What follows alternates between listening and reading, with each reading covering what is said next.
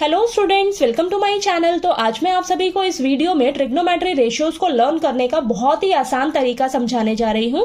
तो बस आपसे एक छोटी सी रिक्वेस्ट है कि आपने वीडियो को लास्ट तक जरूर देखना है ताकि आपको अच्छे से समझ आ जाए। ठीक है, तो देखिए बेटा, हमारे पास 6 ट्रिग्नोमेट्री रेशियोज होती है। ठीक है, तो आपने ना इसी सीक्वेंस में इसको लिखकर लर्न करना है। देखिए, sine theta, cos theta, tan theta. ठीक है, अब साइन थीटा का रेसिप्रोकल रिलेशन होता है कॉसिकेंट थीटा के साथ, तो इसके सामने इसको लिख लेना है। कॉस थीटा का रेसिप्रोकल रिलेशन होता है सिकेंड थीटा के साथ, तो कॉस थीटा के सामने सिकेंड थीटा लिख लीजिएगा। टैन थीटा का रेसिप्रोकल रिलेशन होता है कॉट थीटा के साथ। ठीक है, तो टैन थीटा के सामने आपने कॉट थीटा लिख लेना है। ठीक है, इतना क्लियर हुआ। Sine theta, cos theta, tan theta. Sine theta के सामने कॉसिकेंट थीटा, कॉस थीटा के सामने सिकेंड थीटा और टैन थीटा के सामने कॉट थीटा। ठीक है, अब ये जो ट्रिग्नोमेट्री रेशियोज होती हैं ये राइट एंगल ट्राइंगल की साइड्स का रेशियोज होती हैं। ठीक है, तो देखिए आपके पास ना ऐसे राइट एंगल ट्राइंगल होगा। ठीक है, तो यहां पर देखिए आपके पास 90 डिग्री एंगल बन रहा है और इस राइट एंगल ट्राइंगल में यहां पर देखिए, मान लीजिए अगर यहां पर कोई एंगल है आपका, ये एंगल जो थीटा एंगल है ये एक्यूट एंगल होगा। चाहे आपको यहां पर दे सकते हैं, यहां पर दे सकते हैं।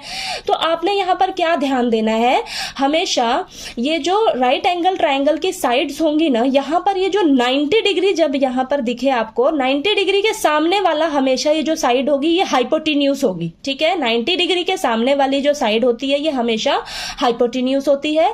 और ये जो थीटा होगा, जो एंगल आप कंसीडर कर रहे हो यहां पर देखिए, ये जो थीटा एंगल होगा इसके सामने वाला हमेशा कौन सी साइड होगी, ये परपेंडिकुलर होगी। ठीक है, और जिस साइड पे ये दोनों एंगल्स बनेंगे, 90 डिग्री का एंगल और ये जो एक्यूट एंगल, ये जो थीटा एंगल बनेगा आपका, तो जिस साइड पे बनेंगे वो आपकी बेस होगी। ठीक है, ये बात क्लियर हुई आपको।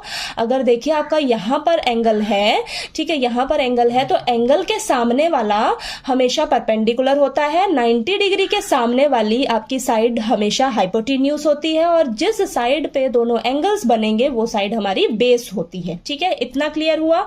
अब देखिए इनका रेशियो आप कैसे लर्न करोगे। देखिए, आपने एक शॉर्ट ट्रिक लर्न कर लेनी है कि पीले बेटा पीले हर हर बोल के। ठीक है, अब ये देखिए, पीले बेटा पीले हर हर बोल के, इसका फर्स्ट अल्फाबेट देखिए, P और H। P अपॉन H किसका रेशियो होता है, देखिए P अपॉन H किसका रेशियो होता है, साइन थीटा का। ठीक है, और अगर मैं नीचे से उल्टा देखूं, H अपॉन P, तो किसका रेशियो हो जाएगा, कॉसिकेंट थीटा का। बात क्लियर हुई, यानी कि P का मतलब परपेंडिकुलर, H का मतलब हाइपोटेन्यूज। ठीक है, यानी कि परपेंडिकुलर अपॉन हाइपोटेन्यूज किसका रेशियो होगा, साइन थीटा का रेशियो होगा। अब ये देखिए B अपॉन H किसका रेशियो होगा, कॉस थीटा का। ठीक है, कॉस थीटा का रेशियो क्या होगा, बेस अपॉन हाइपोटेन्यूज। नीचे से उल्टा देखोगे तो हाइपोटेन्यूज अपॉन बेस किसका रेशियो हो जाएगा, सिकेंड थीटा का। ठीक है, आगे देखिए P अपॉन B यानी कि परपेंडिकुलर अपॉन बेस किसका रेशियो होगा, टैन थीटा का रेशियो होगा। और इसका उल्टा जब आप कर दोगे, बेस अपॉन परपेंडिकुलर, तो ये किसका रेशियो हो जाएगा, कॉट थीटा का। क्लियर हुआ आपको। बस आपने ये छोटी सी ट्रिक लर्न कर लेनी है, पीले बेटा पीले हर हर बोल के, यानी कि P upon H sine theta का ratio, B upon H cos theta का रेशियो, P अपॉन B किसका रेशियो, टैन थीटा का रेशियो। ठीक है, तो यहां पर अब इन्हीं सबका उल्टा कर दोगे, क्योंकि देखिए साइन थीटा का रिलेशन होता है कॉसिकेंट थीटा के साथ, रेसिप्रोकल रिलेशन होता है, तो इस रेशियो को उल्टा कर दीजिए, हाइपोटेन्यूज अपॉन परपेंडिकुलर, तो ये कॉसिकेंट थीटा का रेशियो हो जाएगा। हाइपोटेन्यूज अपॉन बेस किसका रेशियो हो जाएगा, सिकेंड थीटा का।